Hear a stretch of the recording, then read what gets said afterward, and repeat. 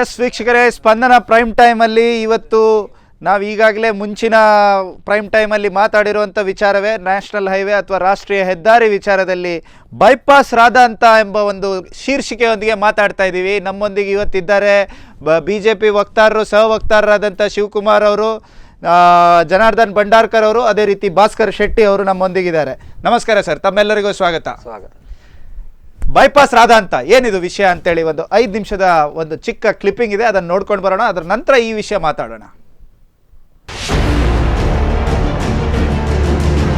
ರಾಷ್ಟ್ರೀಯ ಹೆದ್ದಾರಿ 66ರ ಚತುಷ್ಪಥ ಕಾಮಗಾರಿ ಪ್ರಾರಂಭವಾದಂದಿನಿಂದ ಒಂದಲ್ಲ ಒಂದು ಸಮಸ್ಯೆ ಜನರನ್ನ ಕಾಡ್ತಾನೆ ಇದೆ. ವಿಳಂಬ ಕಾಮಗಾರಿಯೇ ಒಂದು ಬಹುದೊಡ್ಡ ಸಮಸ್ಯೆ ಆದರೆ ಉಡುಪಿ ನಗರವನ್ನ ಸೇರುವ ಬೈಪಾಸ್ ರಸ್ತೆಯ ಅಂಡರ್ ಪಾಸ್ ಮೇಲ್ಸೇತುವೆ ಕಾಮಗಾರಿಯ ಬಹುದೊಡ್ಡ ಸಮಸ್ಯೆಯಾಗಿದೆ. ಜನರ ಯಾವುದೇ ಬೇಡಿಕೆಗೆ ಸ್ಪಂದಿಸದೆ ಹೆದ್ದಾರಿ ಪ್ರಾಧಿಕಾರ ಹಾಗೂ ಗುತ್ತಿಗೆದಾರರು ತಮಗೆ ಅನುಕೂಲವಾಗುವಂತೆ ರಸ್ತೆ ನಿರ್ಮಿಸ್ತಾ ಇದ್ದಾರೆ. ಇಲ್ಲಿ ಜನರ ಬೇಡಿಕೆಗೆ ಯಾವುದೇ ಸ್ಪಂದನೆ ಇಲ್ಲ. ಉಡುಪಿ ನಗರವನ್ನ ಹಾಗೂ ಮಲ್ಪೆ ಪ್ರವಾಸಿ ತಾಣವನ್ನ ಸೇರಿಸುವ ಕರಾವಳಿ ಬೈಪಾಸ್ನಲ್ಲಿ ಮೇಲ್ಸೇತುವೆ ನಿರ್ಮಿಸಬೇಕು ಎಂಬ ಜನರ ಬೇಡಿಕೆಗೆ ಸ್ಪಂದಿಸದೆ ಮಣ್ಣು ತುಂಬಿಸಿ ಸೇತುವೆ ನಿರ್ಮಿಸಿದ್ದಾರೆ. ಇದರಿಂದ ನಗರ ಹಾಗೂ ಮಲ್ಪೆ ಭಾಗದ ಸಂಪರ್ಕವೇ ಕಡಿದು ಹೋದಂತಾಗಿದೆ. ಈ ಭಾಗದ ಜನರ ಇನ್ನೊಂದು ಬಹುದೊಡ್ಡ ಬೇಡಿಕೆಯಾಗಿದ್ದದ್ದು ಉಡುಪಿ ನಗರವನ್ನ ಸೇರುವ ಇನ್ನೊಂದು ಪ್ರಮುಖ ರಸ್ತೆಯಾದ ಅಂಬಲ್ಪಾಡಿ ಬೈಪಾಸ್ನಲ್ಲಿ ಮೇಲ್ಸೇತುವೆಯನ್ನ ನಿರ್ಮಿಸಬೇಕು ಅನ್ನೋದು. ಆದರೆ ಈ ಭಾಗದ ಜನರ ಪಾಲಿಗೆ ಮೇಲ್ಸೇತುವೆಯೂ ಇಲ್ಲ, ಕೆಳ ಸೇತುವೆಯೂ ಇಲ್ಲ.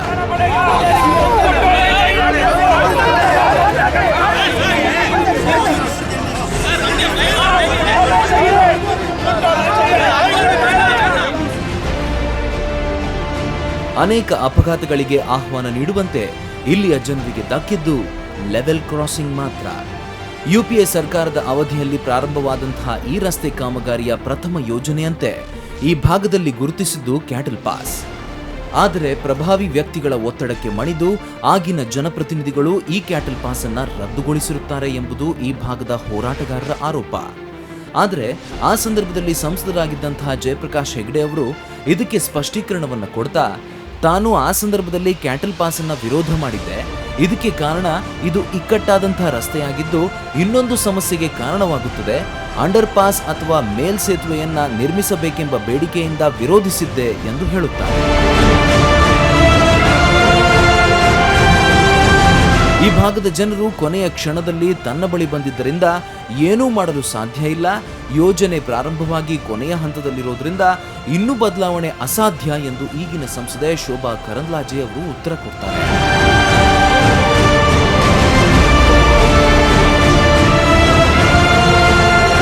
ರಾಜಕೀಯ ಪಕ್ಷದ ಒಬ್ಬ ಮಾಜಿ ಜಿಲ್ಲಾಧ್ಯಕ್ಷರಿಗೆ ಹೋರಾಟ ಸಮಿತಿಯವರು ಮನವಿ ಸಲ್ಲಿಸಲು ಹೋದಂತ ಸಂದರ್ಭದಲ್ಲಿ ಇಲ್ಲಿಯವರೆಗೆ ನೀವು ಎಲ್ಲಿ ಹೋಗಿದ್ದೀರಿ ಎಂದು ದರ್ಪದ ಮಾತು ಅವರಿಂದ ಬಂತು ವಿನಃ ಪರಿಹಾರದ ವಿಷಯ ಮಾತ್ರ ಸಿಕ್ಕಿಲ್ಲ. ಈ ಎಲ್ಲದರ ನಡುವೆ ಯೋಜನೆ ಪ್ರಾರಂಭವಾಗಿದ್ದಾಗ ಕೇಂದ್ರ ಸರ್ಕಾರದ ಪ್ರಭಾವಿ ಮಂತ್ರಿಯಾಗಿದ್ದಂತಹ ಆಸ್ಕರ್ ಫರ್ನಾಂಡಿಸ್ ಅವರಿಗೆ ಸಮಸ್ಯೆ ಬಗೆಹರಿಸುವ ಅವಕಾಶ ಇತ್ತು.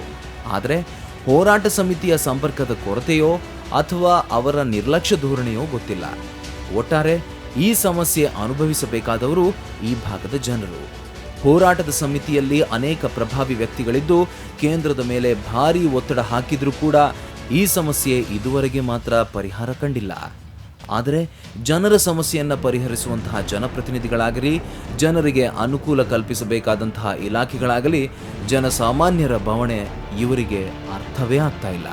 ಈ ಸಮಸ್ಯೆ ಮುಂದೆಲ್ಲಿ ಹೋಗಿ ತಲುಪುತ್ತೋ ಕಾದು ನೋಡಬೇಕಾಗಿದೆ.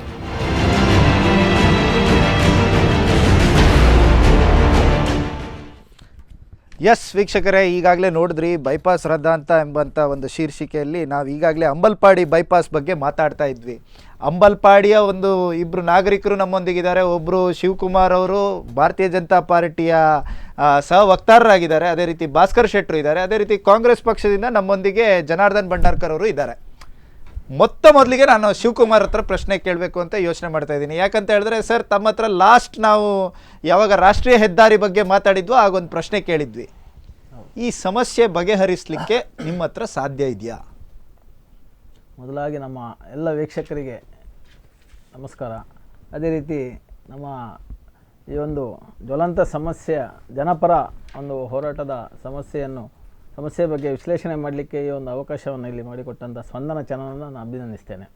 ಯಾಕಂತೇಳಿ ಜನರ ಸಮಸ್ಯೆ ಅಂತ ಹೇಳಿದ್ರೆ ಎಲ್ಲರ ಸಮಸ್ಯೆ. ಕಳೆದ ಹಿಂದಿನ ಆದಿತ್ಯವಾರ ಹೌದು, ಈ ಕಳೆದ 14 ದಿನ ಆಯ್ತು. 14 ದಿನ ಆಯ್ತು. ಇವತ್ತಿಗೆ 15 ದಿನದ ಗಡುವು ನೀವು ಹೇಳಿದ್ದೀರಿ. ನಾನು ಪ್ರಯತ್ನ ಮಾಡ್ತೇನೆ ಅಂತ ಹೇಳಿದ್ದೇನೆ ಸಂಸದೆಯವರನ್ನು ಅಲ್ಲಿ ಕರೆಸಬೇಕು ಅನ್ನೋ ವಿಚಾರದಲ್ಲಿ. ಕಳೆದ ರವಿವಾರ ನಮ್ಮ ಜಿಲ್ಲಾ ಕಾರ್ಯಕಾರಿಣಿ ಪ್ರಥಮ ಸಭೆ ಇತ್ತು. ಹಾಗಾಗಿ ಅದರಲ್ಲಿ ನಾವು ಕೂಡ ಅದರಲ್ಲಿ ಭಾಗವಹಿಸ್ತಾ ಇತ್ತು. ಸೊ ಅವರು ಇನ್ನೊಂದು ನಿಗದಿತ ಕಾರ್ಯಕ್ರಮದಲ್ಲಿ ಇದ್ದದ್ರಿಂದಾಗಿ ಅವತ್ತು ಬರಲಿಕ್ಕೆ ಆಗಲಿಲ್ಲ.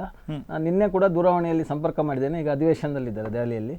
ಅವರು ಆಗಸ್ಟ್ 15ರ ಬಳಿಕ ಈ ಬಗ್ಗೆ ನಾನು ಡೇಟ್ ಕೊಡ್ತೇನೆ ಮಾತನಾಡುವಂತ. ಸರ್, ಈಗಾಗಲೇ ಅವ್ರು ಹೇಳಿರೋ ಹಾಗೆ ಈಗಲೇ ಲೇಟ್ ಆಯಿತು, ಈಗಾಗಲೇ ಕಂಪ್ಲೀಷನ್ ಸ್ಟೇಜಲ್ಲಿದೆ, ನೀವು ಲೇಟಾಗಿ ಬಂದುಬಿಟ್ಟಿದ್ದೀರಿ ಅಂತ ಈಗಾಗಲೇ ಹೇಳಿದ್ದಾರೆ.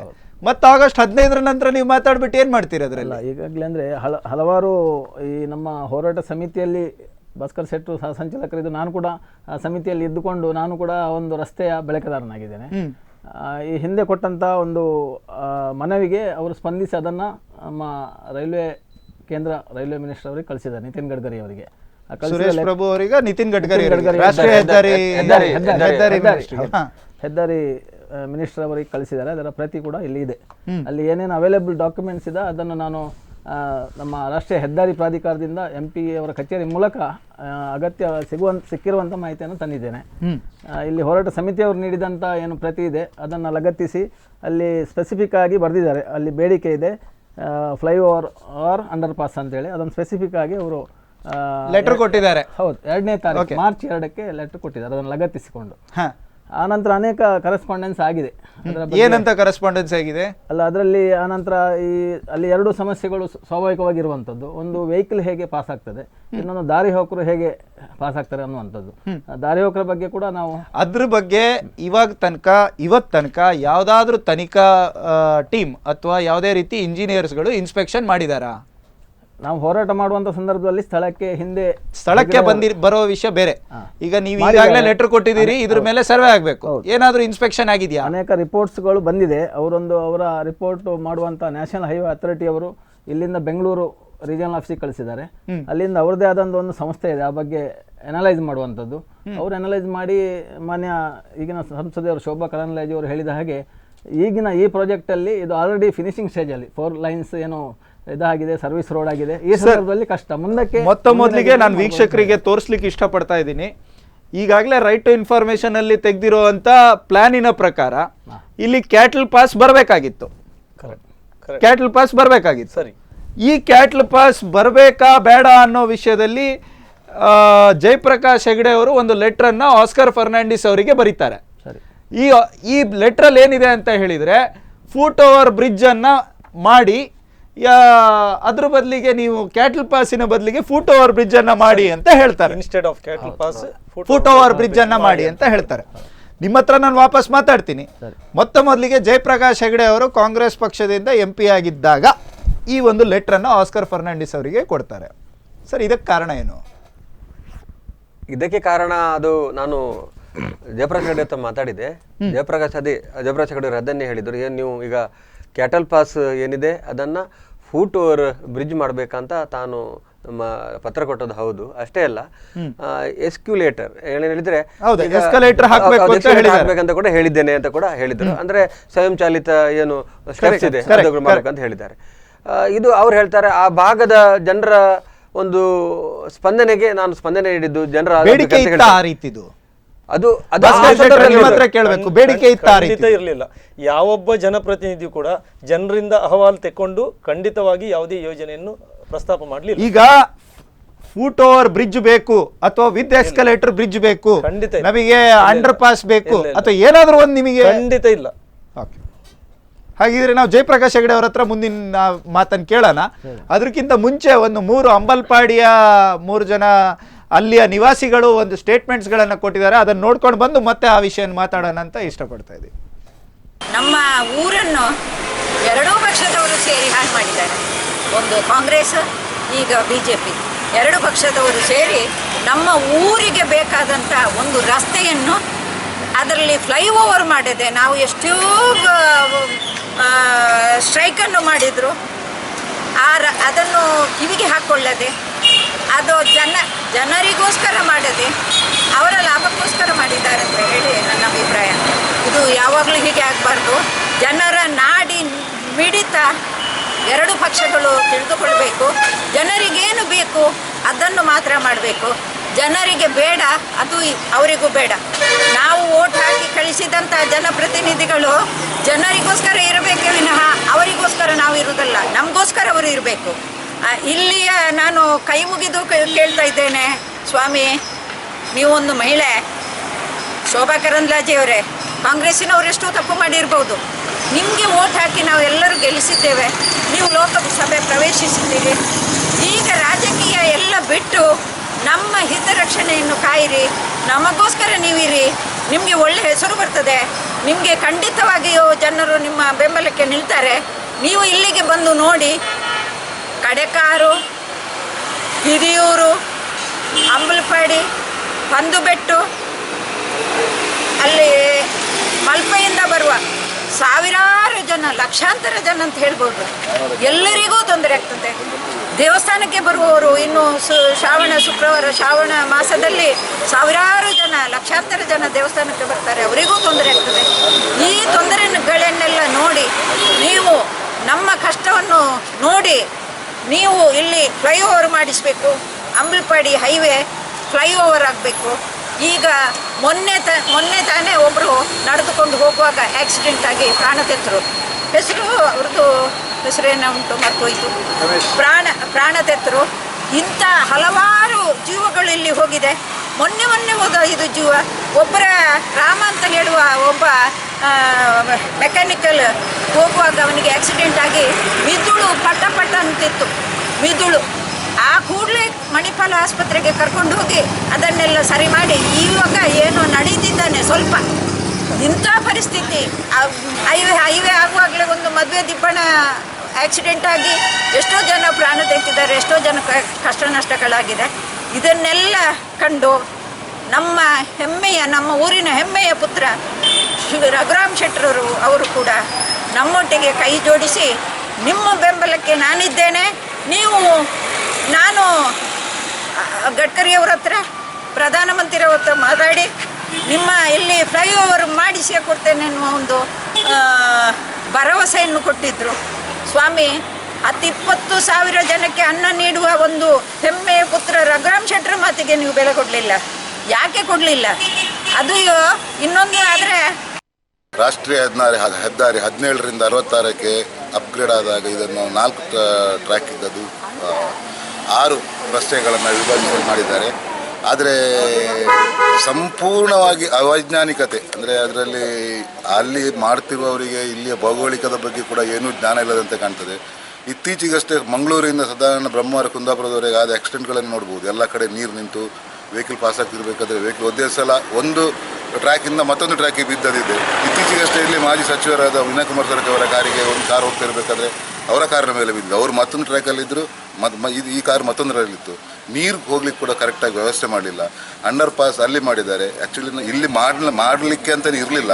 ಮೊದಲನೇದಾಗಿ ಅವರ ಮೂಲ ನಕಾಶೆಯಲ್ಲಿ ಇಲ್ಲಿ ಕೂಡ ಅಂಡರ್ ಪಾಸ್ ಅಥವಾ ಫ್ಲೈಓವರ್ ಮಾಡುವಂಥ ಒಂದು ಯೋಜನೆ ಇತ್ತು. ಅದು ಯಾಕೆ ಬದಲಾಗಿದೆ, ಏನಾದರೂ ಹಿಂದೆ ಏನೇ ಹುನ್ನಾರಗಳಿವೆ ಏನೂ ಗೊತ್ತಿಲ್ಲ ನಮಗೆ. ಬಟ್ ನಮ್ಮದು ಒಂದೇ, ಎಲ್ಲರೂ ಒಟ್ಟಾಗಿ ಸೇರಿಸ್ಕೊಂಡು ನಮ್ಮ ವೇದಿಕೆ ಮುಖಾಂತರ ನಾವು ಆಲ್ರೆಡಿ ಈಗಾಗಲೇ ನಾವು ಕೆಲವು ಪ್ರತಿಭಟನೆಗಳನ್ನು ಮಾಡಿದ್ದೇವೆ. ಇನ್ನು ಮುಂದೆ ಅಂತೂ ಉಗ್ರ ಪ್ರತಿಭಟನೆ ಎಲ್ಲನೂ ಈಗ ನಾವು ತಯಾರಾಗ್ತಾ ಇದ್ದೇವೆ. ಕಂಪ್ಲೀಟಾಗಿ ಹೈವೇಯನ್ನು ಬಂದ್ ಮಾಡುವಂಥ ಎಲ್ಲ ಕಾರ್ಯಕ್ರಮ ಮಾಡುವಂತ ಇದ್ದೇವೆ. ತೀವ್ರ ಪ್ರತಿಭಟನೆ ಮಾಡುವಂತ ಇದ್ದೇವೆ. ಅದು ಅಲ್ಲದೆ ಈಗ ಕರಾವಳಿ ಹೈವೇ ಹಾಗೆ ಇಲ್ಲಿ ಕೂಡ ಒಂದೇ ಲೆಕ್ಕ ಸಮಾನಾಂತರ ರಸ್ತೆಗಳು, ಅದು ಕೂಡ ಅಲ್ಲಿ ಎಲ್ಲಿಯಾದರೂ ಹೆಚ್ಚು ಕಡಿಮೆ ಆಗಿ ರಸ್ತೆ ಬ್ಲಾಕ್ ಆದರೆ ಎಲ್ಲ ವೆಹಿಕಲ್ಗಳು ಇದೇ ರಸ್ತೆಯಿಂದಾಗಲೇ ಬರಬೇಕು, ಬೇರೆ ಬರಲಿಕ್ಕೆ ಆಲ್ಟರ್ನೇಟಿವ್ ವ್ಯವಸ್ಥೆಯೇ ಇಲ್ಲ. ಹಾಗಿದ್ದೂ ಕೂಡ ಈ ರಸ್ತೆಯನ್ನು ಮುಚ್ಚುವಂಥ ಒಂದು ಹುನ್ನಾರ ಇತ್ತು. ಆಮೇಲೆ ಇವಾಗ ಅದನ್ನೀಗ ಏನೇನೋ ಹೇಳ್ತಿದ್ದಾರೆ. ಬಟ್ ನಮ್ಮದು ಒಂದೇ, ಎಲ್ಲರೂ ಸೇರಿ ಇಲ್ಲಿ ಅಂತೂ ನೀವು ಇತ್ತೀಚೆಗಷ್ಟೇ ಒಂದು ಪ್ರತಿಭಟನೆ ಮಾಡಿದಾಗ ನೋಡಿರ್ಬೋದು, ಇಡೀ ಊರೇ ಬಂದಿದ್ದಾರೆ. ಈಗ ಕೂಡ ನಾವೀಗ ಸಹಿ ಸಂಗ್ರಹ ಅಭಿಯಾನ ಎಲ್ಲ ಸ್ಟಾರ್ಟ್ ಮಾಡ್ತಾ ಇದ್ದೇವೆ. ನಾಡಿದ್ದು ಶುಕ್ರವಾರ ಮಾಡ್ತಾ ಇದ್ದೇವೆ. ಆಮೇಲೆ ಪ್ರತಿಭಟನೆ ಇನ್ನು ಮುಂದೆ ಏನೇನು ಪ್ರತಿಭಟನೆ ಮಾಡಲಿಕ್ಕಿದ್ದೇವೆ ಅಂತ ನಾವು ಅದನ್ನು ಕಮಿಟಿಯಲ್ಲಿ ನಾವು ಮೀಟಿಂಗ್ ಮಾಡ್ಕೊಂಡು ಅದನ್ನು ನಿರ್ಧರಿಸ್ತೇವೆ. ಹಾಗಾಗಿ ನಮ್ಮದು ಎಲ್ಲರದ್ದು ಒಂದೇ ಒಂದು ಇದೇನೆಂದರೆ, ನಮಗೆ ಇಲ್ಲಿ ಅಂಡರ್ ಪಾಸ್ ಅಥವಾ ನಮಗೆ ಫ್ಲೈಓವರೇ ಆಗಬೇಕಂತ ನಾವು ಇಷ್ಟರವರೆಗೆ ಹೇಳಿದ್ದೇವೆ. ಅದನ್ನು ಮುಂಚಿನ ಸರ್ಕಾರ ಇರ್ಬೋದು, ಈಗ ಸರ್ಕಾರ ಇರ್ಬೋದು, ಮುಂಚಿನ ಸರ್ಕಾರ ತಪ್ಪು ಮಾಡಿದರೆ ಈಗ ಸರ್ಕಾರ ಅದನ್ನು ಸರಿ ಮಾಡ್ಕೊಂಡು ತಗೊಂಡು ಹೋಗ್ಬೇಕಂತ ನನ್ನದು ಒಂದು ಒಂದು ಪ್ರಗತಿಯನ್ನು ಕಾಣುವ ಈ ಕಾಲದಲ್ಲಿ ಪ್ರಗತಿಪರ ಕೆಲಸ ಕಾರ್ಯಗಳು ಆಗುವುದು ಅನಿವಾರ್ಯ. ಆದರೆ ಪ್ರಗತಿಪರ ಕೆಲಸ ಕಾರ್ಯಗಳನ್ನು ಆಗುವಾಗ ಜನರ ಸುರಕ್ಷತೆಯ ದೃಷ್ಟಿಯನ್ನು ಬಹುಮುಖ್ಯವಾಗಿ ನಾವು ನೋಡಬೇಕಾಗ್ತದೆ. ನಮ್ಮ ಸಂವಿಧಾನವೇ ಹೇಳ್ತದೆ, ಯಾಕಂದರೆ ಜನರ ಸುರಕ್ಷತೆ ಮೊದಲು, ಜನರ ಪ್ರಾಣ ಉಳಿಸುವಂಥ ಕೆಲಸ ಮೊದಲು, ಆಮೇಲೆ ಏನಿದ್ರು ಸುರಕ್ಷತೆ ಅಂತ. ನಮ್ಮ ಈ ಅಂಬಲ್ಪಾಡಿಯ ಒಂದು ರಾಷ್ಟ್ರೀಯ ಹೆದ್ದಾರಿಯ ಕಾಮಗಾರಿ ಅದಕ್ಕೆ ತದ್ವಿರುದ್ಧವಾಗಿದೆ. ಯಾಕಂದರೆ ಇಲ್ಲಿ ನಾವು ಜನಸಾಮಾನ್ಯರು ಅಂಬಲ್ಪಾಡಿ ಹೈವೇಯ ಬಳಕೆದಾರರ ಮಾಡುವ ಎಲ್ಲರೂ ಕೂಡ 100% ಜನರು ಕೂಡ ಒಂದು ವಿನಂತಿಯನ್ನು ನಾವು ಸರ್ಕಾರದ ಮುಂದೆ ಇಟ್ಟಿದ್ದೇವೆ. ಆ ವಿನಂತಿ ಇಟ್ಟು ನಾವೀಗ 6 ತಿಂಗಳಾಯಿತು. ಅದಕ್ಕೆ ಯಾವುದೇ ಒಂದು ಸಕಾರಾತ್ಮಕವಾದ ಒಂದು ಉತ್ತರವೇ ಸಿಗಲಿಲ್ಲ. ಅಥವಾ ನಮ್ಮೊಂದಿಗೆ ನಾವು ಸರ್ಕಾರಕ್ಕೆ ಮತ್ತು ಜನಪ್ರತಿನಿಧಿಗಳಿಗೆ, ಅಧಿಕಾರಿಗಳಿಗೆ ಕೊಟ್ಟ ಮನವಿಗೆ ಸರಿಯಾಗಿ ನಮಗೆ ಒಂದು ಉತ್ತರವೂ ಇಲ್ಲ, ಅಥವಾ ನಮ್ಮನ್ನು ಒಂದು ಮಾತನಾಡಿಸಲೂ ಇಲ್ಲ. ಜೊತೆಗೆ ಅಲ್ಲಿ ಸುರಕ್ಷತೆಯ ಒಂದು ಕೆಲಸ ಕಾರ್ಯಗಳನ್ನು ಮಾಡಲಿಲ್ಲ. ಇದು ಒಂದು ಬಹಳ ಒಂದು ದುಃಖಕರವಾದ ವಿಷಯ. ನಮ್ಮ ಜನಸಾಮಾನ್ಯರನ್ನು ಒಂದು ಕಗ್ಗೊಲೆ ಅಂತ ಹೇಳ್ಬೋದು. ಈ ಒಂದು ಹೈವೇ ಜಾಗದಲ್ಲಿ 6 ರಸ್ತೆ ಕೂಡ್ತಾ ಉಂಟು, ಸಾವಿರಾರು ವಾಹನಗಳು ಸಂಚರಿಸ್ತಾ ಇದ್ದಾವೆ. ಸಂಬಂಧಪಟ್ಟ ಅಧಿಕಾರಿ ಫ್ಲೈಓವರ್ ಅಥವಾ ಅಂಡರ್ ಪಾಸ್ ಆಗಲೇಬೇಕೆಂಬ ಒಂದು ಅಭಿಪ್ರಾಯವನ್ನು ಹಾಕ್ತಾರೆ. ಎಸ್ ವೀಕ್ಷಕರೇ, ಈಗಾಗಲೇ ನೋಡಿದ್ರಿ ಅಂಬಲ್ಪಾಡಿ ಜಂಕ್ಷನಲ್ಲಿ ಇರುವಂಥ ಹಲವಾರು ನಿವಾಸಿಗಳು ಅವರವರ ಒಂದು ಬವಣೆಗಳನ್ನು ಈಗಾಗಲೇ ನಮ್ಮ ಮುಂದೆ ಇಟ್ಟಿದ್ದಾರೆ. 6ನೇ ತಾರೀಕು ಅಂತ ಹೇಳಿದರೆ ಜೂನ್ 6ನೇ ತಾರೀಕಿಗೆ ಒಂದು ನ್ಯಾಷನಲ್ ಹೈವೇ ಅಥಾರಿಟಿಯಿಂದ ಒಂದು ಲೆಟರ್ ಬಂದಿದೆ. ಏನಂತ ಹೇಳಿದರೆ, ಈಗಾಗಲೇ ಶೋಭಾ ಕರಂದ್ಲಾಜೆ ಅವರ ರೆಫರೆನ್ಸಲ್ಲಿ, VIP ರೆಫರೆನ್ಸಲ್ಲಿ 2.5 ಕೋಟಿಯ ಖರ್ಚಿನ ಮೇಲೆ ಒಂದು ಫುಟ್ ಓವರ್ ಬ್ರಿಡ್ಜನ್ನು ಮಾಡಬೇಕು ಅಂತ ಹೇಳಿ. Foot over bridge with escalator ಅಂತ ಕಾಣುತ್ತೆ. ಇದ್ರ ಬಗ್ಗೆ ನೀವೇನು ಹೇಳ್ತೀರಿ? ಇದು ಸಾಕಾ? ಅದು ನಾನು ಈಗಾಗಲೇ ವೀರೇಂದ್ರ ಕೋಟೆ ಅನ್ನುವಂಥವರು ಪ್ರಾಜೆಕ್ಟ್ ಇನ್ಚಾರ್ಜ್ ಏನಿದ್ದಾರೆ ಮಂಗಳೂರಲ್ಲಿ, ಅವ್ರ ಹತ್ರ ಈ ಬಗ್ಗೆ ಮಾಹಿತಿ ಕೇಳಿದೆ. ಓಕೆ. ಅವರು ಹೇಳುವ ಪ್ರಕಾರ ಎಸ್ಕಲೇಟರ್ ಅದ ಏನು ಸ್ಟೆಪ್ಸ್ ಇದೆ, ಅದರ ಜೊತೆಗೆ ವೆಹಿಕಲ್ ಕೂಡ ಪಾಸ್ ಆಗೋ ಪ್ರಯೋಜನದಲ್ಲಿ ಬರ್ತದೆ ಅಂತ ಹೇಳಿ ನನಗೆ ಅದು ಅರ್ಥ ಆಗಿಲ್ಲ. ಅದಕ್ಕೆ ನಾನು ಭಾಸ್ಕರ್ ಶೆಟ್ರೆ, ಎಸ್ಕಲೇಟರ್ ಅಲ್ಲಿ ವೆಹಿಕಲ್ ಹೋಗ್ಲಿಕ್ಕೆ ಆಗಲ್ಲ, ಅದರ ಜೊತೆ ಬದಿಯಲ್ಲಿ ರೈಲ್ವೆ ಬ್ರಿಡ್ಜ್ ತರ ಆ ಮಾದರಿಯಲ್ಲಿ ಆಗ್ತದೆ ಅಂತ ಅವ್ರು ಹೇಳಿದ್ದಾರೆ. ತಾವೇನು ಹೇಳ್ತೀರಾ? ನಾನು AW ಹತ್ರ ಮಾತಾಡಿದೆ, ಅದೇ ಕಾರ್ಯಪಾಲಕ ಇಂಜಿನಿಯರ್, ಅವ್ರು ಹೇಳ್ತಾರೆ ಓವರ್ ಪಾಸ್ ಮಾಡ್ತೇವೆ ಅಂತ ಹೇಳ್ತಾರೆ. ಓವರ್ ಪಾಸ್ ಎಲ್ಲಿ ಹೇಳಿದ್ರೆ ನೋಡಿ, ಇಲ್ಲಿ ಕ್ಲಿಯರ್ ಇದೆ, ಈ ಲೆಟರ್ ಅಲ್ಲಿ ಕ್ಲಿಯರ್ ಇದೆ. ಏನಂತ ಇದೆ ಅಂತ ಹೇಳಿದ್ರೆ 2.5 ಕೋಟಿಯ foot over bridge with escalator ನ ಮಾಡ್ತಾರೆ ಅಂತ. ನಾನು ಕಾರ್ಯಪಾಲಕ ಅಭ್ಯಂತರ ಹತ್ರ ನಿನ್ನೆ ಮಾತಾಡಿದೆ, ಅದಕ್ಕೆ ಅವರು ಓವರ್ ಪಾಸ್ ಮಾಡ್ತೇವೆ ಅಂತ ಹೇಳಿದ್ರು. ಅದು ಎಲ್ಲಿಂದ ಎಲ್ಲಿ ಹೇಳಿದ್ರೆ ಅಂಬುಲ್ಪಾಡಿಯಿಂದ ಬ್ರಹ್ಮಗಿರಿ ರಸ್ತೆಗೆ ಅಂತ ಹೇಳ್ತಾರೆ, ಓವರ್ ಪಾಸ್ ಅಂತ ಹೇಳ್ತಾರೆ.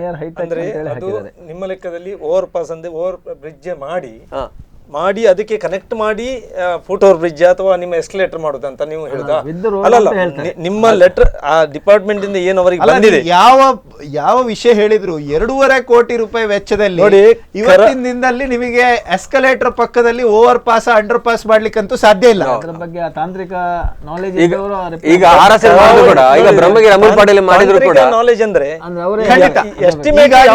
ಶಿವಕುಮಾರ್ ಅವರು ಹೇಳಿರೋ ಹಾಗೆ ನಾವು ವೀರೇಂದ್ರ ಕೋಟಿ ಅವರನ್ನ ಕಾಲಿನಲ್ಲಿ ತಗೊಳ್ತೀವಿ. ಅದಕ್ಕಿಂತ ಮುಂಚೆ ಒಂದು ಚಿಕ್ಕ ವಿರಾಮವನ್ನು ತಗೊಳ್ಳೋಣ. ವಿರಾಮದ ನಂತರ ವೀರೇಂದ್ರ ಕೋಟಿ ಅವರನ್ನ ಕಾಲಿನಲ್ಲಿ ತಗೊಂಡು ಮಾತಾಡ್ಸೋಣ ಅಂತ ಕೇಳ್ಕೊಳ್ತಾ ಇದ್ದೀನಿ.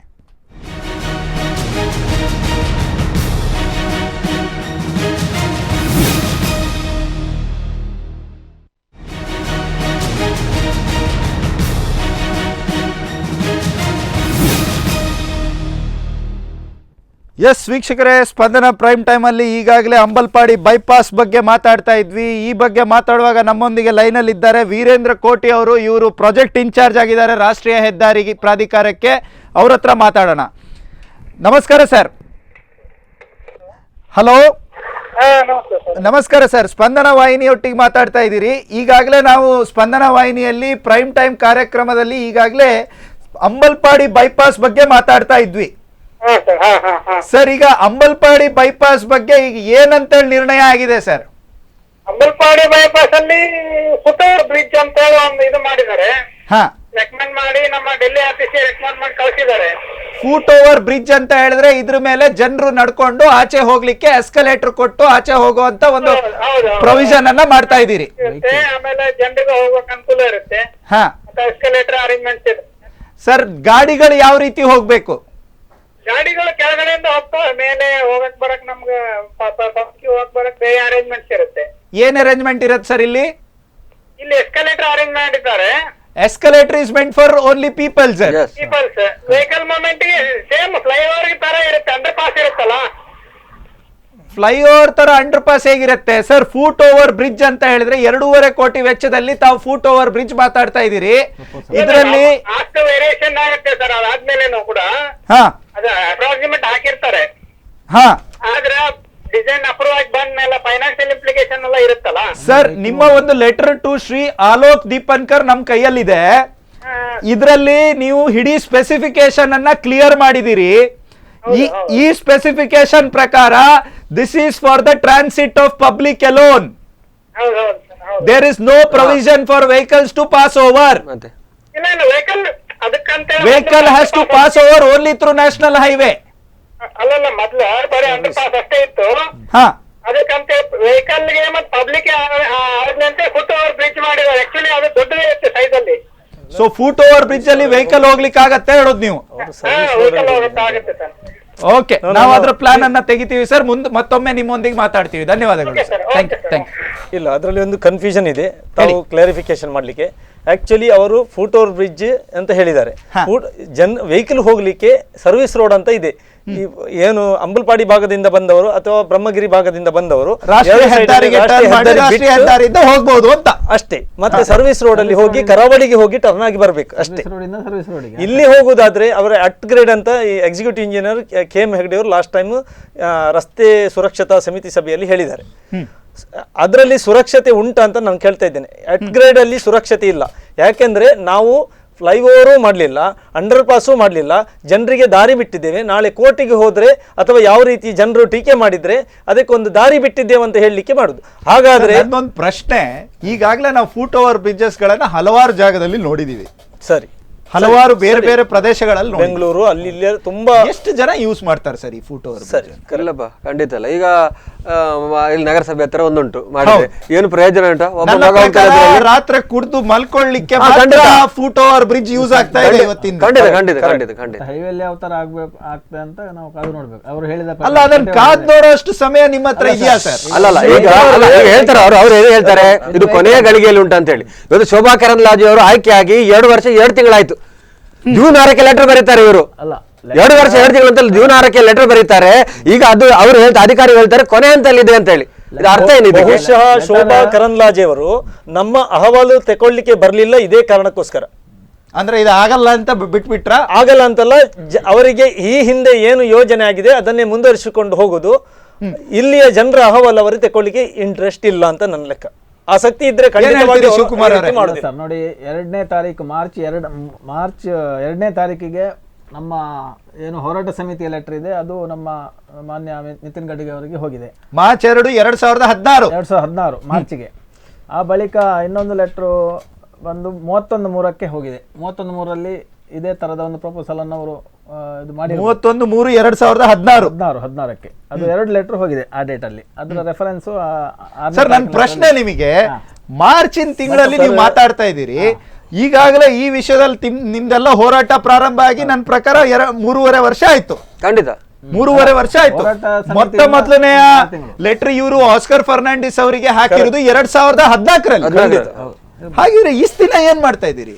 ಅಲ್ಲ, ಈಗ ಸಮಯ ಆಯ್ತು ಅಂತ ಹೇಳುದು ಯಾಕಂತ ಹೇಳಿದ್ರೆ, ಈಗ ಆಲ್ರೆಡಿ ಒಂದು ಪ್ರಾಜೆಕ್ಟ್ ಇಂಪ್ಲಿಮೆಂಟೇಷನ್ ಇರುವಾಗ ಅದರಲ್ಲಿ ಇರುವಂತ ಸ್ಪೆಸಿಫಿಕೇಶನ್ ಏನಿದೆ ಅದು ಮುಕ್ತಾಯ ಆಗದೆ ಇನ್ನೊಂದು ಹಂತಕ್ಕೆ ಹೋಗಿ ಇದೇ ಸ್ಪೆಸಿಫಿಕೇಶನ್ ಅನ್ನ ಮಿಡ್ ವೇ ಅಲ್ಲಿ ಈಗಾಗಲೇ ಜಯಪ್ರಕಾಶ್ ಹೆಗಡೆ ಅವರು ಚೇಂಜ್ ಮಾಡಿಸಿದ್ದಾರೆ. ಇದೇ ಸ್ಪೆಸಿಫಿಕೇಶನ್ ಅನ್ನ ಮಿಡ್ ವೇ ಅಲ್ಲಿ ಜಯಪ್ರಕಾಶ್ ಹೆಗಡೆ ಅವರು ಚೇಂಜ್ ಮಾಡಿಸಿದ್ದಾರೆ. ನೀವ್ ಯಾಕೆ ಮಾಡಿಸಲ್ಲ?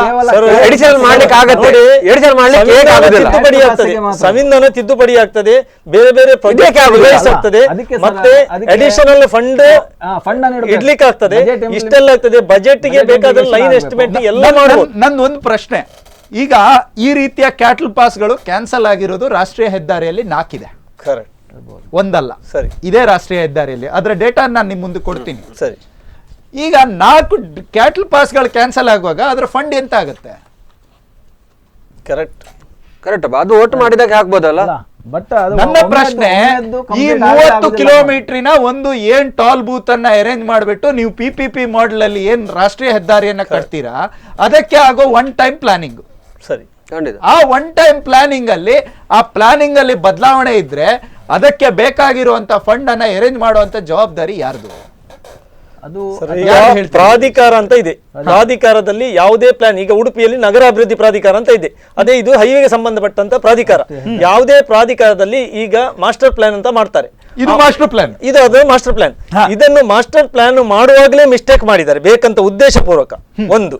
ಈಗ ಅದನ್ನು ಸರಿ ಮಾಡದಿದ್ರೆ ಅಲ್ಲಿಯ ಜನರ ಏನು ಜನಸಂಖ್ಯೆ, ಅಲ್ಲಿಯ ವಾಹನ ದಟ್ಟಣೆ, ಅಲ್ಲಿರ್ತಕ್ಕಂಥ ವಾಹನದ ಮೂವ್ಮೆಂಟ್ ಇನ್ನೊಂದು ಭಾಗಕ್ಕೆ ಅಂದ್ರೆ ಉಡುಪಿಯಿಂದ ಬ್ರಹ್ಮಗಿರಿ, ಬ್ರಹ್ಮಗಿರಿಯಿಂದ ಅಂಬಲ್ಪಾಡಿ ಕಡೆಗೆ ಬರತಕ್ಕಂಥ ವಾಹನಗಳನ್ನು ಈಗ ಉಡುಪಿಯ ನಗರಸಭೆ ಮತ್ತೆ ನಮ್ಮ ಅಂಬಲ್ಪಾಡಿ ಭಾಗದ ಎಷ್ಟು ವಿಲೇಜಸ್ ಇದೆ ಅಥವಾ ಮಲ್ಪೆ ಸೇರಿ ಅಲ್ಲಿ ಬರತಕ್ಕಂಥ ವಾಹನ ಸೇರಿ ನಮ್ಮನ್ನು ಸಪರೇಟ್ ಮಾಡಿದಾಗ ಆಗಿತ್ತು. ಉಡುಪಿ ನಗರ ಬೆಳೆಯುತ್ತಿರುವಂತ ಈ ನಗರ ಶೆಟ್ರೆ ಆ ವಿಷಯ ಮತ್ತೊಮ್ಮೆ ಮಾತಾಡೋಣ. ಭಂಡಾರ್ಕರ್ ಅವ್ರ ಹತ್ರ ಕೇಳಬೇಕು. ಈಗ ರಾಷ್ಟ್ರೀಯ ಹೆದ್ದಾರಿ ಪ್ರಾಧಿಕಾರ, ಈ ಪ್ರಾಧಿಕಾರಕ್ಕೆ ಬೇಕಾಗಿರುವಂತ ಸವಲತ್ತುಗಳು ಏನೇನು ಅಂತ ನಾವು ಈಗಾಗಲೇ ತಿಳಿದಿದ್ದೀವಿ.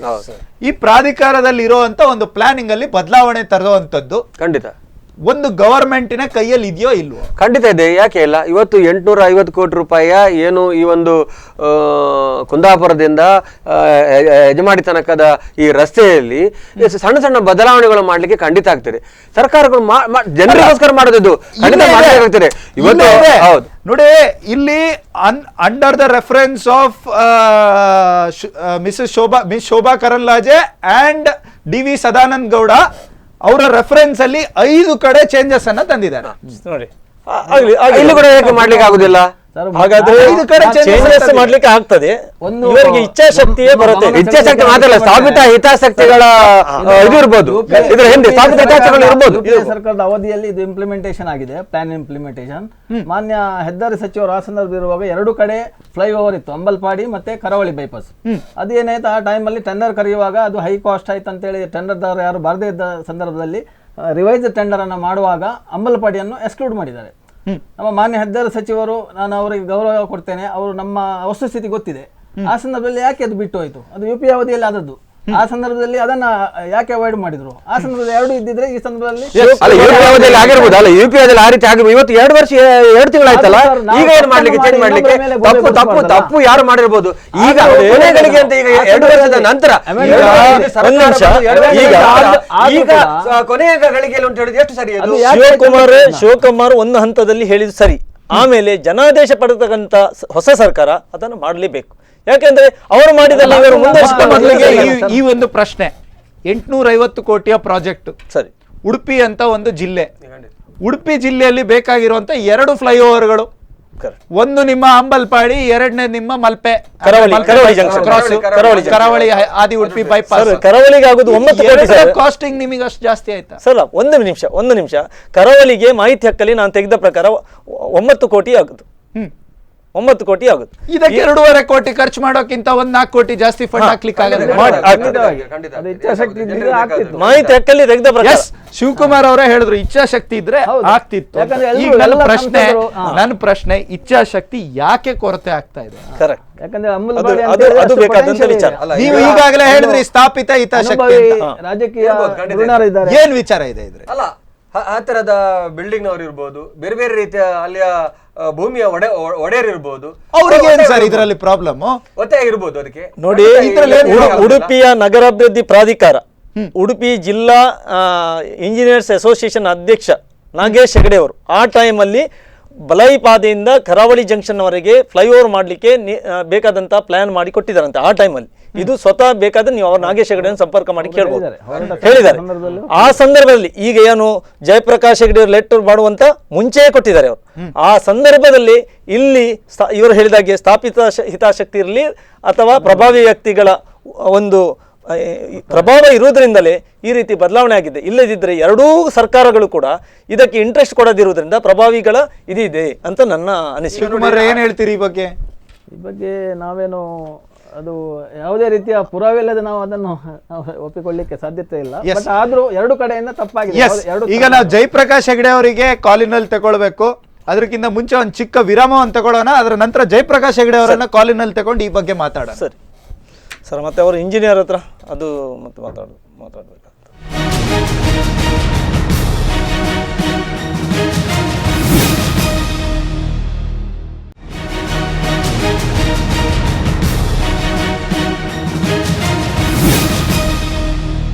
ಎಸ್ ವೀಕ್ಷಕರೇ, ಸ್ಪಂದನ ಪ್ರೈಮ್ ಟೈಮಲ್ಲಿ ಈಗಾಗಲೇ ನಾವು ಮಾತಾಡ್ತಾ ಇದ್ವಿ ಅಂಬಲ್ಪಾಡಿ ಬೈಪಾಸ್ ರದ್ದಾಂತದ ಬಗ್ಗೆ. ಈ ಬ್ರೇಕಿಗೆ ಹೋಗೋ ಮುಂಚೆ ನಾವು ಜಯಪ್ರಕಾಶ್ ಹೆಗಡೆ ಅವರನ್ನು ಲೈನಿಗೆ ತಗೊಳ್ಬೇಕು ಅಂತ ಯೋಚನೆ ಮಾಡಿದ್ವಿ. ನಮ್ಮೊಂದಿಗೆ ಜಯಪ್ರಕಾಶ್ ಹೆಗಡೆ ಅವರು ಲೈನಲ್ಲಿದ್ದಾರೆ. ನಮಸ್ಕಾರ ಸರ್. ಸರ್, ತಾವು ನಮ್ಮೊಂದಿಗೆ 14 ದಿನಗಳ ಹಿಂದೆ ರಾಷ್ಟ್ರೀಯ ಹೆದ್ದಾರಿ ಬಗ್ಗೆ ಈಗಾಗಲೇ ಮಾತಾಡಿದ್ರಿ. ತಮ್ಮ ಸೈಡಿಂದ ಏನೇನು ಕೆಲಸ ಆಗಿದೆ ಅಂತ ಹೇಳಿದ್ರಿ. ಸರ್, ಈಗ ನಮ್ಮೊಂದಿಗೆ ಇಲ್ಲಿ ಕಾಂಗ್ರೆಸ್ಸಿಂದ ಜನಾರ್ದನ್ ಭಂಡಾರ್ಕರ್ ಅವರು, BJPಯಿಂದ ಶಿವಕುಮಾರ್ ಅವರು, ಅದೇ ರೀತಿ ಅಂಬಲ್ಪಾಡಿಯ ಭಾಸ್ಕರ್ ಶೆಟ್ರು ಇದ್ದಾರೆ. ಸರ್, ತಮ್ಮ ಹತ್ರ ಒಂದು ಪ್ರಶ್ನೆ. ಈಗಾಗಲೇ ಭಾಸ್ಕರ್ ಶೆಟ್ರು ನಮಗೊಂದು ಲೆಟ್ರ್ ಕೊಟ್ಟರು. ಆ ಲೆಟ್ರಲ್ಲಿ ತಾವು ಆಸ್ಕರ್ ಫರ್ನಾಂಡಿಸ್ ಅವರಿಗೆ ಒಂದು ಲೆಟ್ರನ್ನು ಬರೆದಿದ್ದೀರಿ. ಫೂಟ್ ಓವರ್ ಬ್ರಿಡ್ಜನ್ನು ಮಾಡಬೇಕು, ಅಂಡರ್ ಪಾಸ್ ಅಥವಾ ಕ್ಯಾಟಲ್ ಪಾಸನ್ನು ಮಾಡಬಾರ್ದು ಅಂತ ಹೇಳಿ. ಸರ್, ಇದರಿಂದ ಇದ್ದ ಕಾರಣ ಏನು? ನಾನು ಅಂಡರ್ ಪಾಸ್ ಅಂತ ಹೇಳಲಿಲ್ಲ, ಅಲ್ಲಿ cattle pass. Cattle pass. Yes sir. ಜನರಿಗೆ ತಪ್ಪು ಮಾಹಿತಿಯನ್ನು ಕೊಡಬಾರ್ದು. Yes sir. ಕ್ಯಾಟಲ್ ಪಾಸ್ ಅಂತ ಹೇಳಿದ್ರೆ ಹಾಂ 3.5 ಮೀಟರ್ಸ್ 3.5 ಮೀಟರ್ ಇದು ಬ್ರಹ್ಮಾವರದಲ್ಲಿ ಕೋಟದಲ್ಲಿ ಎಲ್ಲ ಮಾಡಿದಾಗೆ ಅದು ಪ್ರಾಣಿಗಳಿಗೆ ದಾಟ್ಲಿಕ್ಕೆ ಮಾತ್ರ ಬಿಟ್ಟರೆ ವಾಹನ ದಾಟ್ಲಿಕ್ಕೆ ಆಗುದಿಲ್ಲ ಅದರಲ್ಲಿ. ಓಕೆ. ಅಂದ್ರೆ ಒಂದು ಕಾರ್ ಪಾಸ್ ಆಗ್ಬೋದು, ಬಿಟ್ರೆ ದೊಡ್ಡ ವಾಹನ ಪಾಸ್ ಆಗ್ಲಿಕ್ಕೆ ಆಗುದಿಲ್ಲ. ಕರೆಕ್ಟ್. ಆದ್ರಿಂದ ನಾನು ಹೇಳಿದ್ದು ಈಗ ಯಾವ ರೀತಿಯಲ್ಲಿದೆ ಗ್ರೌಂಡ್ ಲೆವೆಲ್ ನಲ್ಲಿ ಅದನ್ನೇ ಮಾಡಿ ಮತ್ತೆ ಜನರಿಗೆ ಪಾಸ್ ಆಗ್ಲಿಕ್ಕೆ. ಈಗ ನೀವು ಕ್ಯಾಟಲ್ ಪಾಸ್ ಮಾಡಿದ್ರು ಸರ್ವಿಸ್ ರೋಡ್ ಇಂದ ಅಲ್ಲಿ ಹೋಗ್ಲೇಬೇಕು ಜನ. ಕರೆಕ್ಟ್. ಅದ್ರ ಅಡಿಯಿಂದ ಪಾಸ್ ಆಗಿ ಪುನಃ ಸರ್ವಿಸ್ ರೋಡ್ ಇಂದ ಕ್ರಾಸ್ ಆಗ್ಬೇಕು. ಕರೆಕ್ಟ್. ಎಲ್ಲ ಕಡೆಯಲ್ಲಿದ್ದಾಗ ಅದೇ ಸಮಸ್ಯೆ ಅಲ್ವಾ ಈಗ? ಖಂಡಿತ. ನಾನು ಅದಕ್ಕೆ ಹೇಳಿದ್ದು, ಅದರಲ್ಲಿ ನಾನು ಬರ್ದಂದು ಫುಟ್ ಓವರ್ ಬ್ರಿಡ್ಜ್ ಅಂತ ಹೇಳಿ. Foot over bridge with escalator ಅಂತ ಬರ್ದಿದ್ದೀರಿ ಸರ್. ವಿತ್ ಎಸ್ಕಲೇಟರ್ ಅಂತ ಹೇಳಿದ್ರೆ ಪ್ರಾಯದವರಿಗೆ ಹತ್ತಲಿಕ್ಕೆ ಆಗುದಿಲ್ಲ, ಮೆಟ್ಲು ಹತ್ತಲಿಕ್ಕೆ ಆಗುದಿಲ್ಲ. ಅದಕ್ಕೋಸ್ಕರ ಆ ಎಸ್ಕಲೇಟರ್ ಮಾಡಿದ್ರೆ ಹೋಗ್ಲಿಕ್ಕೆ ಸುಲಭ ಆಗ್ತದೆ ಅನ್ನುವಂತ ಉದ್ದೇಶದಿಂದ ಅದನ್ನ ಹೇಳಿ. ಖಂಡಿತ ಸರ್. ಸರ್, ಈಗ ಒಂದೇ ಪ್ರಶ್ನೆ. ಈಗ ಅಲ್ಲಿರುವಂತ 90% ಪ್ರಾಬ್ಲಮ್ ಏನಂತ ಹೇಳಿದ್ರೆ ವಾಹನವನ್ನು ಆಚೆ ಈಚೆ ಹಿಡ್ಕೊಂಡು ಹೋಗುವಾಗ ಹೈಯೆಸ್ಟ್ ಆಕ್ಸಿಡೆಂಟ್ಸ್ಗಳು ಆಗ್ತಾ ಇದೆ.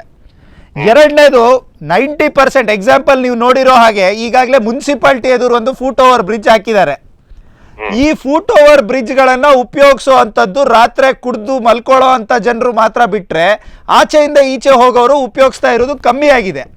ಇದು ಎಷ್ಟು ಟೆಕ್ನಿಕಲಿ ರೈಟ್ ಆಗಿ ವರ್ಕ್ ಆಗತ್ತೆ ಅಂತ ತಮ್ಮ ಹತ್ರ ಕೇಳ್ತಾ ಇದೀವಿ ಸರ್. ಮೆಟ್ಟಲಿದ್ದಾಗ ಯಾರು ಹತ್ತುದಿಲ್ಲ, ಅದಕ್ಕೋಸ್ಕರ ನಾನು ಎಸ್ಕಲೇಟರ್ ಅನ್ನ ಹಾಕಿ ಅಂತ, ಅಥವಾ ಇದನ್ನ ಹಾಕ್ಬೋದು, ಯಾವ್ದು ಲಿಫ್ಟ್ ಅನ್ನ ಹಾಕ್ಬೋದು. ಮೆಟ್ಲ ಎಸ್ಕಲೇಟರ್ ಹಾಕ್ಬೋದು, ಲಿಫ್ಟ್ ಅಥವಾ ಲಿಫ್ಟ್ ಸರ್. ಬಟ್ ಇದಕ್ಕೆ ಮತ್ತೆ ಅಂಡರ್ ಪಾಸಿಗೆ ಇರೋಂತ ಡಿಫ್ರೆನ್ಸ್ 4.5 ಕೋಟಿದು. ಹೌದು. ಈಗಾಗಲೇ 2.5 ಇಂದ 3 ಕೋಟಿ ಎಸ್ಕಲೇಟರ್ ವಿತ್ ಫೂಟ್ ಓವರ್ ಪಾಸಿಗೆ ಖರ್ಚು ಮಾಡ್ತಾ ಇದ್ದಾರೆ. ಒಂದು ವೇಳೆ ಅಂಡರ್ ಪಾಸ್ ಮಾಡುದಾದ್ರೆ ಈಗ ಇದ್ದಂತ ಕ್ಯಾಟಲ್ ಪಾಸ್ ಅನ್ನ ತೆಗೆದು ಅದು ಇತ್ತು ಕರಾವಳಿ ಜಂಕ್ಷನ್ ನಲ್ಲಿ ಏನು ಅಂಡರ್ ಪಾಸ್ ಇದೆ, ಕರೆಕ್ಟ್, ಅದನ್ನು ಮಾಡಿ. ಅದನ್ನು ಮಾಡ್ಲಿಕ್ಕೆ ಯಾಕೆ ತಮ್ಮಿಂದ ಅಥವಾ ಪೊಲಿಟಿಷಿಯನ್ಸ್ ಗಳಿಂದ ಯಾಕೆ ಅದರ ವಿಷಯದಲ್ಲಿ ಸ್ಟ್ರೆಸ್ ಹೋಗ್ತಾ ಇಲ್ಲ ಸರ್? ಇದ್ದಾಗ ನನ್ನ ಪ್ರಯತ್ನ ಎಷ್ಟು ನನಗೆ ಸಿಕ್ಕಿದ್ದು ಕೇವಲ 1 ವರ್ಷ 8 ತಿಂಗಳು 2 ವರ್ಷದೊಳಗೆ. ಖಂಡಿತ ಅಲ್ವಾ ಸರ್? ಈಗಾಗ್ಲೂ ತಾವು ಆ ರೆಪ್ರೆಸೆಂಟೇಷನ್ ಕೊಡ್ಲಿಕ್ಕೆ ತಯಾರಿದ್ದೀರಾ ಅಂಡರ್ ಪಾಸ್ ಅನ್ನ ಮಾಡಿ ಅಂತ ಹೇಳಿ? ಖಂಡಿತ. Thank you sir. Yes sir. Sir, ತಮ್ಮೊಂದಿಗೆ ಮತ್ತೊಮ್ಮೆ ಮಾತಾಡ್ತೀವಿ. ಧನ್ಯವಾದಗಳು ಸ್ಪಂದನ ವಾಹಿನಿಯಿಂದ ಸರ್. ಈಗಾಗಲೇ ಜಯಪ್ರಕಾಶ್ ಹೆಗಡೆ ಅವರು ಹೇಳಿದ್ರು ನೋಡಿ, ಅವರು ಆ ಸಂದರ್ಭದಲ್ಲಿ ಅವರು 2 ವರ್ಷ ಇದ್ದ ಅವಧಿಯಲ್ಲಿ ಇದ್ದ. ಆ ಸಂದರ್ಭದಲ್ಲಿ ಪ್ರಪೋಸಲ್ ಕೊಡ್ಬೋದಿತ್ತಲ್ಲ ಅವರಿಗೆ, ರೈಟ್? ಜನರಿಂದ ಅಹವಾಲು ತಕೊಂಡು ಪ್ರಪೋಸಲ್ ಕೊಡ್ಬೋದಿತ್ತು. ನೀವು ಏನು ಪ್ರಪೋಸಲ್ ಕೊಡ್ಲೇ ಇಲ್ಲ. ಜನರು ಯಾಕೆ ಅಹವಾಲನ್ನು ಕೊಡ್ಲಿಲ್ಲ? ಜನರೆಲ್ಲ ಅವರು ಅಹವಾಲು ತಗೊಳ್ಳಿಕ್ಕೆ ಅವರು ಬಂದು ಹೇಳ್ಬೇಕಲ್ಲ, ಹೈವೇ ಅಲ್ಲಿ ಏನಾಗಿದೆ, ಹೈವೇ ಅಥಾರಿಟಿಯಲ್ಲಿ ಏನಾಗಿದೆ ಅಂತ ಜನರಿಗೆ ಗೊತ್ತಿರ್ತದಾ? ಆಫೀಸಲ್ಲಿ ಏನ್ ನಡೆದಿರ್ತದೆ ಪೇಪರ್ ವರ್ಕ್ ಜನರಿಗೆ ಗೊತ್ತಿರ್ತದ? ಜನರಿಗೆ ಕೊಡ್ಬೇಕು, ಅವರು ಮಾಹಿತಿ ಕೊಡ್ಬೇಕು, ಆಮೇಲೆ ಅಹವಾಲು ತಗೊಳ್ಬೇಕು. ಈ ರೀತಿ ಆಗಿದೆ ಅಂತ. ಈಗ ನಿಮ್ಮ ಯಾವುದೇ ಅಹವಾಲು ಇಲ್ಲದೆ ಈಗಾಗಲೇ ಅವರಿಗೆ ಅಲ್ಲಿ ಕ್ಯಾಟಲ್ ಪಾಸ್ ವರ್ಕೌಟ್ ಆಗಲ್ಲ, ಕ್ಯಾಟಲ್ ಪಾಸ್ ಕೊಟ್ಟಿರೋದ್ರಿಂದ ಜನರಿಗೆ ತೊಂದರೆ ಆಗತ್ತೆ ಅಂತ ಹೇಳಿ ಫುಟ್ ಓವರ್ ಬ್ರಿಡ್ಜ್ ಅನ್ನ ಅವ್ರು ಹಾಕ್ಬೇಕು ಅಂತ ಪ್ರಪೋಸ್ ಮಾಡಿದ್ದಾರೆ. ನೀವ್ ಯಾರೋ ಅಹವಾಲನ್ನು ಕೊಡ್ಲಿಲ್ಲ. ಈಗ ಅವ್ರ ಪ್ರಶ್ನೆ ಏನಂತ ಹೇಳಿದ್ರೆ, ನೀವು ಇನ್ ಕೇಸ್ ಅವ್ರಿಗೆ ಅಂಡರ್ ಪಾಸ್ ಮಾಡ್ಕೊಡ್ಬೇಕು ಅಂತ ಎಲ್ಲಾದ್ರೂ ಕೊಟ್ಟಿದ್ರೆ ಖಂಡಿತ ಅವ್ರು ಅದನ್ನ ಮಾಡ್ತಿದ್ರು ಅಂತ ಹೇಳ್ತಾ ಇದ್ದಾರೆ ಅವ್ರು ಹೇಳುದು. ಹೌದು. ಈ ಬಗ್ಗೆ ಏನ್ ಹೇಳ್ತೀರಿ ಭಂಡಾರ್ಕರ್? ಖಂಡಿತ ಅಲ್ಲಿ ಈಗ ಅಂಡರ್ ಪಾಸ್ ಆರ್ ಫ್ಲೈಓವರ್ ಎರಡರಲ್ಲಿ ಒಂದು ಈಗ ಆಗ್ಲೇಬೇಕಾಗಿದೆ. ಈಗ ಜನರಿಗೆ ಅಗತ್ಯತೆ ಇದೆ. ಮತ್ತೆ ಇವರೆಲ್ಲ ಹೋರಾಟ ಮಾಡಿದ್ರು. ಈಗ BR ಶೆಟ್ರು ಕೂಡ ನಿತಿನ್ ಗಡ್ಕರಿ ಅವ್ರ ಮಾತಾಡಿದ್ರು. ಆಗೆಲ್ಲ ಬಹಳ ಒಂದು ವೇಗದಲ್ಲಿ ಆ ಪ್ರಕ್ರಿಯೆಗಳು ನಡೆಯಿತು. ಅದ ನಂತರ ಪ್ರಕ್ರಿಯೆಗಳು ಅಲ್ಲಿಯೇ ತಣ್ಣಗಾಯ್ತು. ಯಾಕೆ ಆಯ್ತು ಗೊತ್ತಾಗಿಲ್ಲ. ಈಗ ಪುನಃ ಹಿಂದಿದೆ ಫೂಟ್ ಓವರ್ ಬ್ರಿಡ್ಜ್ಗೆ ಬಂದು ಈಗ ನಿಂತಿದೆ. ಸರಿ, ಏನ್ ಹೇಳ್ತೀರಿ ಶಿವಕುಮಾರ್ ಅವರು? ಬಿ ಆರ್ ಶೆಟ್ಟರ್ ಅವರು ಕೂಡ ಏನೋ ಹೋರಾಟ ಸಮಿತಿ ಏನೋ ಒಂದು ನಿರ್ಧಾರ ತಗೊಂಡಿದೆ ಅಥವಾ ಏನೋ ಕಾರ್ಯಕ್ರಮ ಹಮ್ಮಿಕೊಂಡ, ಅದಕ್ಕೆ ನಾವು ಕೂಡ ಸ್ಪಂದಿಸಬೇಕು. ಯಾಕಂದ್ರೆ ನಾನು ಕೂಡ ಅಂಬಲ್ಪಾಡಿಯ ನಿವಾಸಿ, ನಾವು ಅದೇ ರಸ್ತೆ ರಾಜಕೀಯೇತರವಾಗಿ ಈ ವಿಷಯ ಯೋಚನೆ ಹೋರಾಟ ಸಮಿತಿಯ ದಿಕ್ಕು ತಪ್ಪಿಸಿದ್ದಾರೆ ಅಂತ ಖಂಡಿತ ಹೇಳಲಿಕ್ಕೆ ಇಚ್ಛೆ ಪಡ್ತಾ ಇದ್ದೇನೆ ನಾನು. ಅಲ್ಲಿ ಹೋರಾಟ ಯಾವ ಸಮಿತಿ ರೀತಿ ಭಂಡಾರ್ಕರ್ ಅವರೇ? ನೋಡಿ, ಒಂದೆಡೆಯಲ್ಲಿ ನಾವು ಅವರೊಟ್ಟಿಗೆ ಮಾತಾಡ್ತೇವೆ, ನಾವು ಮಾಡಿಕೊಡ್ತೇವೆ ಅಂತ ಹೇಳ್ತಾರೆ. ಇನ್ನೊಂದು ಕಡೆಯಲ್ಲಿ ಶೋಭಾ ಕರಂದ್ಲಾಜೆ ಅವರು ಜೂನ್ 6ಕ್ಕೆ ಬರೀತಾರೆ ಅವರಿಗೆ, ಏನು ನೀವು ಫೂಟ್ ಓವರ್ ಬ್ರಿಡ್ಜ್ ಮಾಡಿ ಅಂತ. ಇದನ್ನೇ ಆಸ್ಕರ್ ಫರ್ನಾಂಡಿಸ್ ಅವರಿಗೆ ಜಯಪ್ರಕಾಶ್ ಹೆಗಡೆ ಅವರು ಅದನ್ನೇ ಮಾಡಿದ ಬರ್ದಿರೋದು. 3-2 ವರ್ಷಗಳ ಹಿಂದೆ ಅದನ್ನೇ ಇವರು ವಾಪಸ್ ಅದನ್ನೇ ಹೇಳ್ತಾ ಇದ್ದಾರೆ. ಅರ್ಥ ಏನಿದೆ? ಈಗ engineer ಹಾಗಿದ್ರೆ ಅವ್ರು ನಿಮ್ಮ ಏನ್ ಹೋರಾಟ ಹೇಳಿದ್ರು? ಸಮಿತಿ ಏನ್ ಮಾಡ್ತಾ ಇದೆ? ಖಂಡಿತ ಇವರು ದಿಕ್ಕು ಅದಕ್ಕೆ ತೋರಿಸ್ತಾ ಇದ್ದಾರೆ. ನಾನು ಹೇಳ್ತಾ ಇರೋದು, ಅದಕ್ಕೆ ನಾನು ಹೇಳಿದ್ದು ಆಸ್ಕರ್ ಫರ್ನಾಂಡಿಸ್ ನ ಟೈಮ್ ನಲ್ಲಿಯೂ ಕೂಡ ಪ್ರಭಾವಿ ವ್ಯಕ್ತಿಗಳ ಒತ್ತಡದಿಂದ ಆಸ್ಕರ್ ಫರ್ನಾಂಡಿಸ್ ನವರು ಕೂಡ ಮಾಡ್ಲಿಲ್ಲ. ಅದು ಜಯಪ್ರಕಾಶ್ ಹೆಗಡೆ ಅವರು ಬೇಕಾದ್ರೆ ಅಂತ ಹೇಳಿ ನಾನು ಪ್ರಭಾವಿ ವ್ಯಕ್ತಿ ಅಂತ ನಾನು ಹೇಳಲಿಕ್ಕಿಲ್ಲ ಅಂತ ಹೇಳ್ಬೋದು. ಆ ವಿಷಯ ಅಲ್ಲ. ಯಾಕಾಗಿ ಅವರು ತಿಳುವಳಿಕೆ ಇರುವವರು ಯಾರು ಜಯಪ್ರಕಾಶ್ ಹೆಗಡೆ ಅವರು ಈಗ ಸಂಸದರಾಗ್ಲಿ ಎಲ್ಲರೂ ಕೂಡ ಯಾವ್ಯಾವ ಎಲ್ಲ ವಿದೇಶಕ್ಕೆಲ್ಲ ಟೂರ್ ಮಾಡ್ತಾರೆ, ಬೇಕಾದಷ್ಟು ಅನುಭವ ಪಡ್ಕೊಂಡಿರ್ತಾರೆ. ಎಲ್ಲೆಲ್ಲಿ ಏನು ಮಾಡಬೇಕು ಬೆಂಗಳೂರಲ್ಲಿ ತಿರುಗಿರ್ತಾರೆ, ದೊಡ್ಡ ದೊಡ್ಡ ಪಟ್ಟಣಗಳಲ್ಲಿ ಹೋಗಿ ಅನುಭವ ಪಡ್ಕೊಂಡಿರ್ತಾರೆ. ಅವರಿಗೆ ಒಳ್ಳೆ ರೀತಿಯಲ್ಲಿ ಸಜೆಸ್ಟ್ ಮಾಡ್ಬೋದಿತ್ತು, ಅವರೂ ಮಾಡಲಿಲ್ಲ. ಆಸ್ಕರ್ ಫರ್ನಾಂಡಿಸ್ ಅವರು ಮಾಡಲಿಲ್ಲ. ಆ ನಂತರ ನಾವು ಇಷ್ಟೆಲ್ಲ ಪ್ರತಿಭಟನೆ ಮಾಡಿದ ಮೇಲೆಯೂ ಕೂಡ ಶೋಭಾ ಕರಂದ್ಲಾಜೆ ಜೂನ್ 2ಕ್ಕೆ ಈ ರೀತಿಯಂತ ಪ್ರಪೋಸಲ್ ಪುನಃ ಕೊಟ್ಟಿದ್ದಾರಂತ. ಹೌದು, ಅವರೆಲ್ಲ ತಪ್ಪು ಮಾಡಿದ್ದಾರೆ. ತಪ್ಪು ಮಾಡಿದ್ದಾರೆ. ಓಕೆ, ಆಸ್ಕರ್ ತಪ್ಪು ಮಾಡಿದ್ರು, ಆಸ್ಕರ್ನ ತಪ್ಪು ಮಾಡಿದ್ರು, ಜಯಪ್ರಕಾಶ್ ತಪ್ಪು ಮಾಡಿದ್ರು, ಅವರು ಕೂಡ ಖಂಡಿತ ನಾನು ಅದೇ ಹೇಳುದು. ನಾನು ವೇದಿಕೆಯ ಇದು on the way of approval ಆಗಿಲ್ಲ, ಪ್ರಪೋಸಲ್ ಹೋಗಿ ಅಲ್ಲ ಅಪ್ರೂವಲ್ ಆಗಿದೆ ಹೇಳ್ತಾ ಇದ್ದಾರೆ. ಅಲ್ಲ, ಅಪ್ರೂವಲ್ ಗೆ ಕಳಿಸಿದ್ದಾರೆ ಡೆಲ್ಲಿಗೆ, ಬ್ಯಾಂಗ್ಳೂರ್ ರೀಜನಲ್ ಆಫೀಸ್ ಇಂದ ಡೆಲ್ಲಿಗೆ ಹೋಗಿದೆ. ಅಲ್ಲ, ಈಗ ನನ್ನ ಪ್ರಶ್ನೆ ಶಿವಕುಮಾರ್ ಅವರೇ, ಈಗಾಗಲೇ ಅಪ್ರೂವಲ್ ಕಳಿಸಿರುವುದೇ ನೀವು foot over bridge, under pass ಎಲ್ಲಿಂದ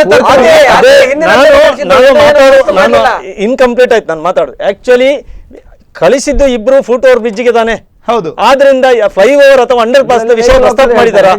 ಆ ಲೆಟರ್ ಅಲ್ಲಿ ಏನು ಫೂಟ್ ಓವರ್ ಬ್ರಿಡ್ಜ್ ಅಲ್ಲ, ಅಂಡರ್ ಪಾಸ್ ಅಥವಾ ಫ್ಲೈ ಓವರ್ ನಾಟ್ ಸಜೆಸ್ಟೇಬಲ್ ಅಂತ ಬರ್ದಿದ್ದಾರೆ. ಖಂಡಿತ. ಹಾಗಾದ್ರೆ ಇಬ್ರು ಕೂಡ ಅದನ್ನು ಮಾಡುವ ಉದ್ದೇಶ ಇಲ್ಲ ಅಂತ ಆಯ್ತಲ್ಲ.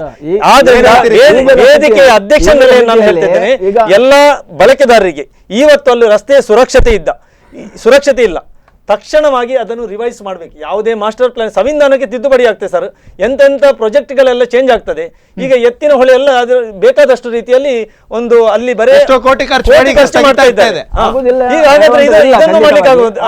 ಅಂತೇಳಿ ಒಂದು ಆಶಾದಾಯಕ ಭಾವನೆ ನಮ್ದು. ಯಾಕಂತ ಹೇಳಿದ್ರೆ ಇವತ್ತೊಂದು SMS ಹೋದ್ರೆ ಗೃಹ ಮಂತ್ರಿಗಳು ಇರ್ಲಿ, ರಾಜ್ಯದ ಅಥವಾ ಪ್ರಧಾನಮಂತ್ರಿಗಳು ಅವರು ಇರ್ಲಿ ಸ್ಪಂದಿಸ್ತಾರೆ. ಅಂತ ಸಂದರ್ಭದಲ್ಲಿ ಈಗ ನಮ್ಮ ಒಂದು ಹಸ್ತಾಕ್ಷರ ಅಭಿಯಾನ ಆಗಿ ಮಾಡಲೇಬೇಕು, ಕಳಿಸುವಂತ ಇಚ್ಛೆ ಪಡ್ತಾ ಇದ್ದೇನೆ.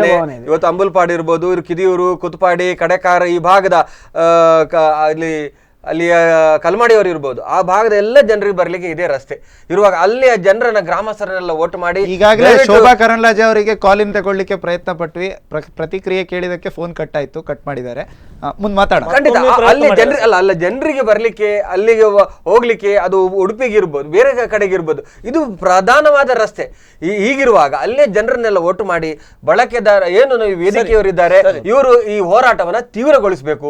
ಉಡುಪಿಯ ಜನತೆಯನ್ನು ಕೂಡ ಇದರಲ್ಲಿ ಶಾಮೀಲು ಮಾಡಬೇಕು. ಇದು ಪಕ್ಷಾತೀತವಾಗಿ ನಡೀಬೇಕಂತ ಈಗಾಗಲೇ ಜಯಪ್ರಕಾಶ್ ಹೆಗಡೆ ಅವ್ರ ಹತ್ರ ನಾನು ಕೇಳಿದೆ, ಅಂಡರ್ ಪಾಸ್ ಮಾಡಬೇಕು ಅಂತ ನೀವು ರೆಪ್ರೆಸೆಂಟೇಷನ್ ಕೊಡ್ಲಿಕ್ಕೆ ತಯಾರಿದ್ದೀರಾ ಅಂತ. ತಯಾರಿದ್ದಾರೆ.